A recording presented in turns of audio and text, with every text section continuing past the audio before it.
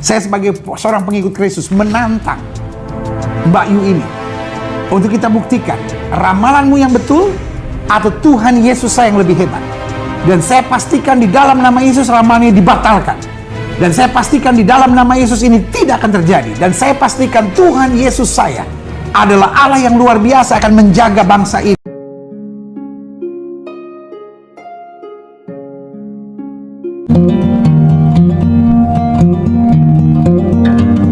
Jadi saya mulai dengan Imamat pasal 11 ayat 26 bagian B. Dikatakan janganlah kamu melakukan telaah atau ramalan. Jadi saudaraku yang kasih dalam Tuhan, di dalam iman Kristen, ya kan, sekali lagi saya ulangi, di dalam iman Kristen, ramalan, baik ramalan nasib, ramalan tentang hari depan, ramalan-ramalan garis tangan, ramalan-ramalan kehidupan, kata Alkitab itu adalah telaah dan tenung. Dan dalam iman Kristen itu dipercaya sebagai bagian dari kerja kuasa kegelapan. Jadi Alkitab berkata iblis menyamar sebagai malaikat terang. Jadi kelihatannya begini, oh kelihatannya membantu, kelihatannya oh menolong. Tetapi itulah cara kerja iblis. Iblis itu senang show of force. Iblis itu tidak maha tahu, tapi senang untuk menunjukkan dirinya kayak tahu. Supaya apa? Supaya manusia terbelenggu. Makanya Alkitab bilang pencuri itu datang hanya untuk mencuri, membunuh, dan membinasakan. Jadi yang pertama dia curi perhatian kita dulu supaya kita kagum. Ya kan? Oh kok dia tahu ya gitu. Nah saya mau sudah menyaksikan dulu link YouTube berikut ini dari seorang yang mungkin disebut peramal atau paranormal whatever, saya nggak terlalu mengenalnya, yaitu Mbak Yu. Dikenalnya sebagai istilah Mbak Yu yang meramalkan bahwa antara akhir Desember sampai Juli akan ada pesawat yang jatuh. Dan jelas dikatakan ada merahnya, ada birunya, dan kemudian betul pesawat Sriwijaya, dengan segala hormat dan sedih saya dan juga simpati saya dan rasa empati saya mendoakan buat keluarga yang ditinggalkan. Tetapi Mbak Yu ini, ya kan, kemudian meramalkan dan kemudian terjadi. Ini kira-kira ramalan. Dan ada juga insiden pesawat. Insiden pesawat akan ada lambang warna merahnya dan ada yang biru, cuman insidennya nggak terlalu berat yang biru, tapi yang ada warna merahnya bermasalah dan ada korban jiwa. Itu terjadi di antara pertengahan sebelum bulan Juli. Dari mulai sekarang saya hitung maju sebelum bulan Juli sudah ada kasus tersebut. Tapi harapan saya yang saya sebutkan, kalau itu jadi kejelekan jangan sampai terjadi. Kita semua kepengen selamat, rezeki juga aman, tidak terjadi apapun itu ya, amin. Nah, sebagian orang mungkin berpikir gini, wah ini berarti orang sakti, ramalannya tepat. Saya tidak memberi tanggapan apakah beliau orang sakti atau tidak, ya kan? Tetapi izinkan saya menjelaskan dalam pemandangan iman Kristen, kenapa ramalan bisa terjadi. Karena ramalan kemudian menarik energi negatif dari orang-orang.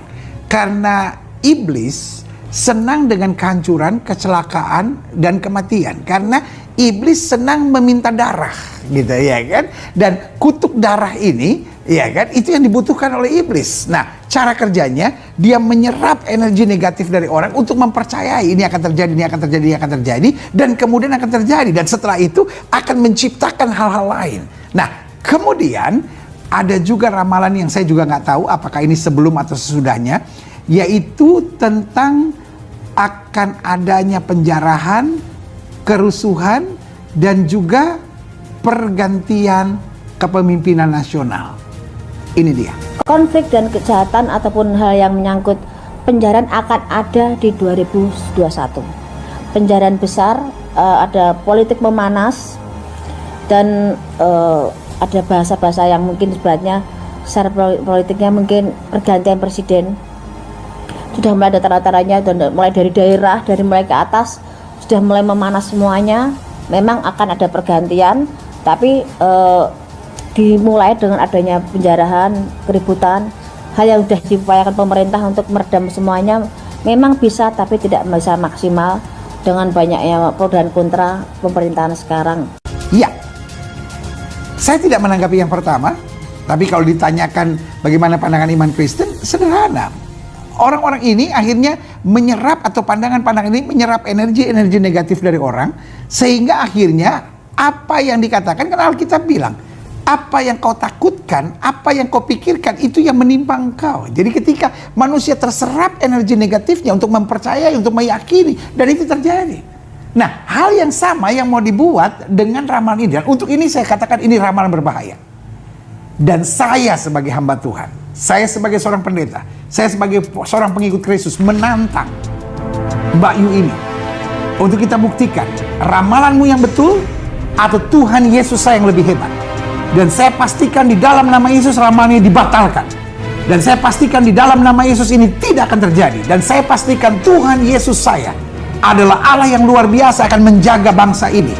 Karena bicara tentang presiden, maka buat saya adalah kehormatan bangsa. Dan untuk itu kita orang Kristen dipanggil untuk mendoakan pemerintah, mendoakan pemimpin-pemimpin kita. Dan saya bersama dengan hamba-hamba Tuhan lainnya berjanji di hadapan Tuhan untuk berdoa bagi Bapak Presiden, berdoa buat Indonesia, sehingga ramalanmu itu adalah ramalan yang kosong, ramalanmu itu adalah ramalan yang tidak terbukti, ramalanmu itu tidak akan terjadi di dalam nama Yesus. Berita duka kembali menghampiri dunia hiburan tanah air.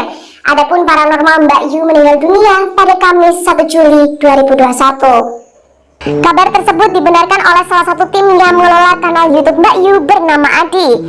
Namun ia menyebut bahwa belum bisa memastikan penyebab Mbak Yu meninggal dunia. Adapun saat ini jenazah Mbak Yu sedang menjalani tes COVID-19. Kemudian jenazah Mbak Yu rencananya akan dibawa ke Salatiga. Ia menyebut belum ada tim yang ke rumah sakit tempat Mbak Yu wafat lantaran mereka tetap mematuhi protokol kesehatan. Adapun Mbak Yu dikenal sebagai peramal sejumlah artis tanah air. Ramalannya pun kerap membuat heboh, mulai dari kehidupan pribadi artis, pesawat jatuh, hingga pemerintahan.